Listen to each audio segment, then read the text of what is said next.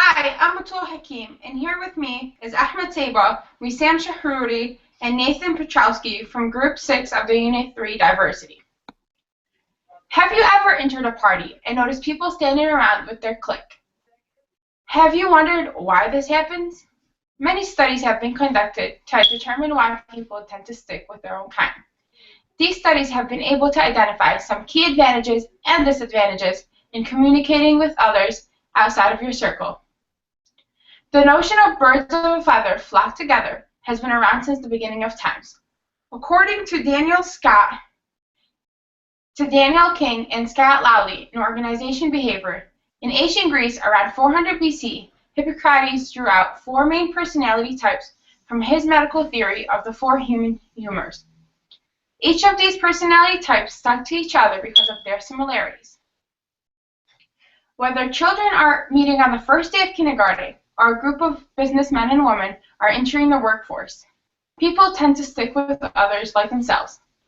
In an interview with a coworker, this concept was repeated.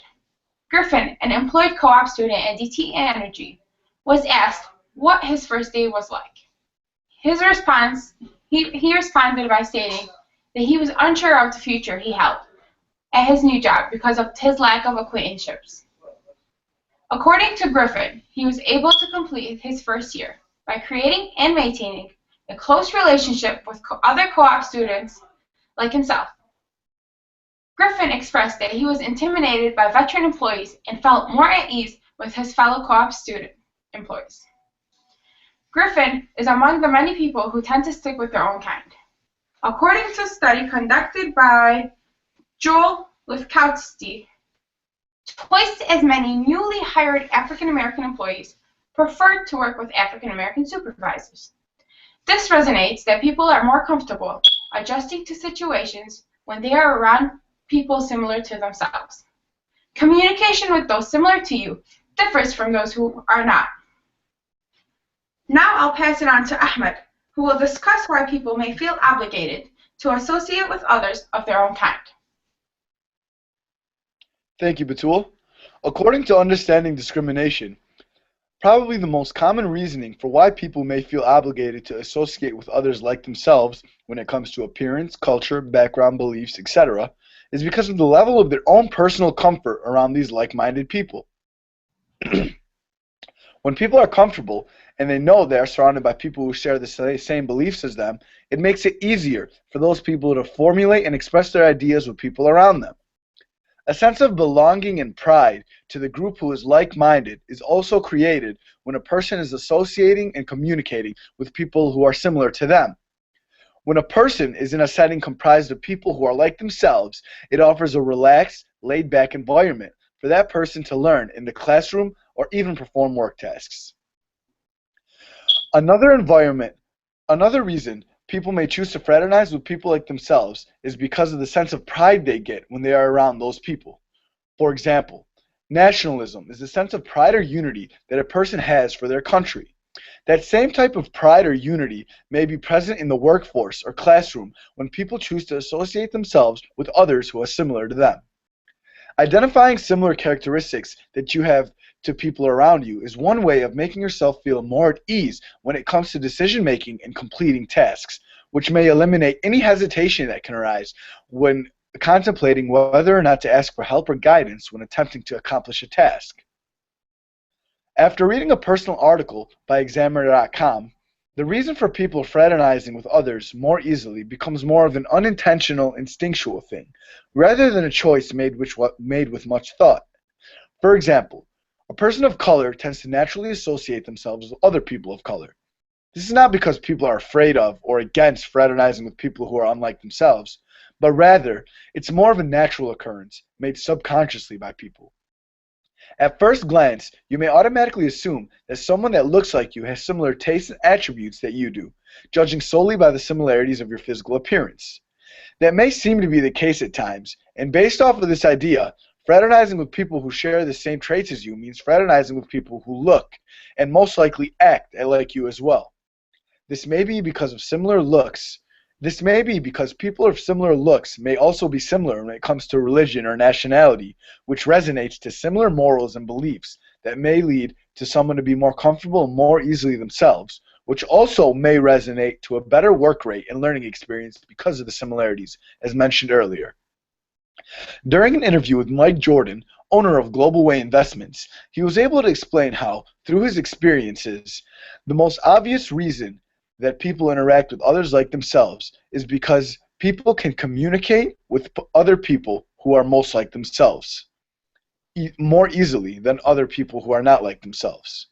To sum it up, people fraternize with others like themselves because it makes them feel more comfortable being around others like them, which in turn leads to better communication and vice versa.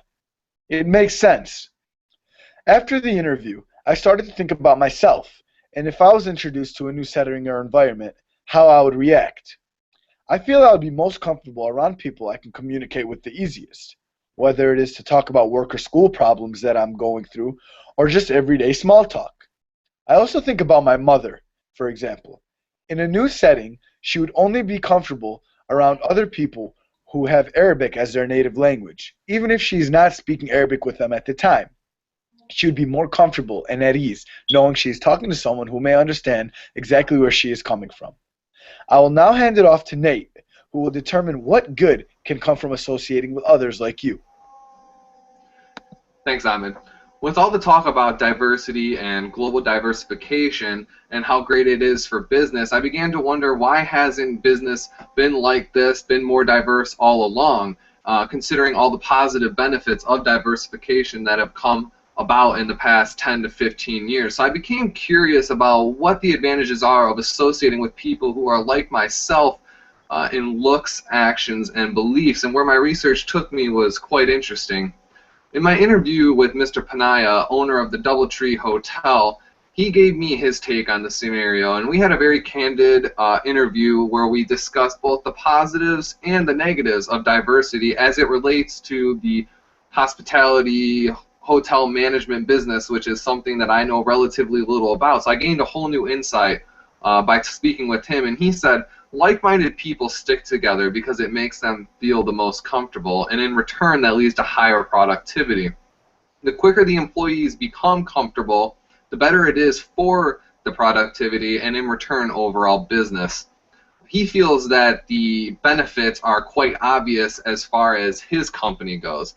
In the journal Context of Organizational Behavior, Walter and Brush say that similar work groups create a emergence of a positive, effective similarity within the work group, which builds a self-reinforcing upward spiral between positive group effect, and in turn, similarities will emerge.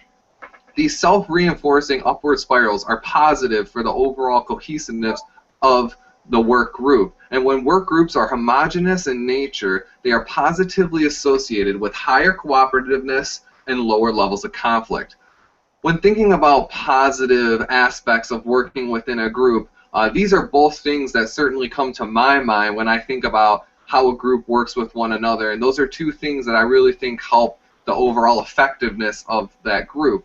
So John Toohey discusses that the attraction paradigm, and he suggests in his research that these choices are made consciously and that we choose to ignore other factors, including and we make these decisions based on likeness and also attraction. And there's been a lot of research about decisions made based on attraction, especially when it comes to job interviews and getting the job, where it's beneficial to actually be more attractive. So a lot of these decisions, he says, are actually made consciously. So furthermore, through my research, I found a few advantages, including perceived higher productivity, higher cooperativeness among the group, and ultimately lower levels of conflict within groups of people who are more alike. But surely these things must have downsides. So when introducing diversification into the workforce, if you don't manage these changes effectively, there can be a lot of negative aspects and things that will ultimately suffer. Some of these things include communication. When you introduce diversity, you put up a lot of communication barriers, and if these things aren't managed effectively, you can ultimately cut down lines of communication. And then there's also holdups in the bureaucracy. When you have differing ideas, people have different conflicts and different ways they think, and it can lead to a lot of conflicts in the bureaucracy. So with that being said, all businesses are continuously working towards being a more diverse workplace, and they're doing this for a reason. So next, Wissam is going to talk about some of the advantages of being more socially diverse. Thank you, Nathan. As I look around the room, I take in the array of faces from different cultures, different races, all from different places. I've never experienced anything as such. At the age of 6, my family and I had moved to Ramallah, Palestine, from U.S. to only return back to the U.S. at the age of 13. My years of interaction in Ramallah were spent interacting with people who spoke like me, looked like me, held the same views as me, and even liked the same food as me. But when I had stepped into that classroom on my first day of 8th grade, it felt as if everything I had ever known vanished. Standing there astonished, I wondered if I had ever really known what diversity really was. For the first several months, I attempted associating with other fellow black hair, brown eyes, growing a mustache way too early students. I judged everyone else's every move who didn't look or act like me. I never truly understood anyone else, but this came to a halt after entering high school when I finally started slowly diversifying my social circle after a dispute. Several months after diversifying my social circle, I had realized these people that I thought I would never get along with held more similarities with me than anyone from my own circle. 6 years later, my diverse group of friends and I grow closer each year. The sad reality is, many people do not leave their social comfort to diversify their social circle, not only in school, but also at work.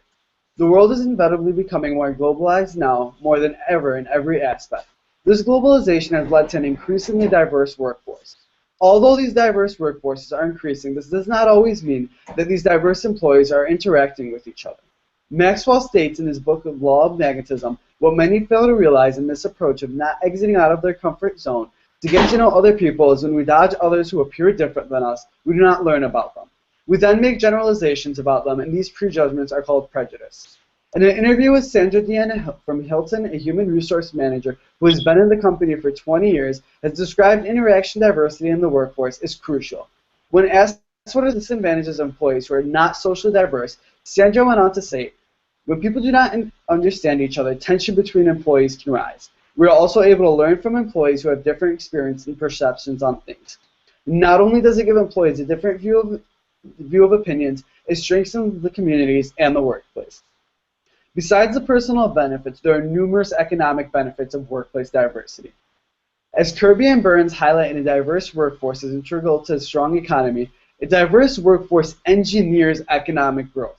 With a quarter of GDP is due to the increasing of women holding jobs. Diversifying your workplace assists business to increase their market share, because with a more diverse workforce, businesses can more effectively market to a wider array of people. Effective problem solving on the job is also implemented through diversity. By bringing together workers with different qualifications, backgrounds, and experiences, similarly, diversity breeds creativity and innovation. By 2050, there will be no racial or ethnic majority in the United States, and our nation's boardrooms need to represent these changing demographics. Furthermore, between 2000 and 2050, new immigrants and their children will account for 83% of the growth in the working age population. Our economy will grow and benefit from these changing demographics if businesses commit to meeting the needs of diverse communities as workers and consumers. I'll now pass it on to Batul, who will conclude. Thank you.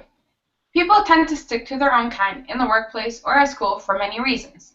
One of the main reasons is due to comfort. When people are able to be more comfortable, higher productivity is the result. This usually occurs when people are surrounded with others just like themselves. Although higher productivity may be achieved, it is more beneficial for people to interact outside of their clique for a more socially diverse workforce. A diverse workforce engineers economic growth and is crucial to creating a competitive economy in a globalized world. Thank you.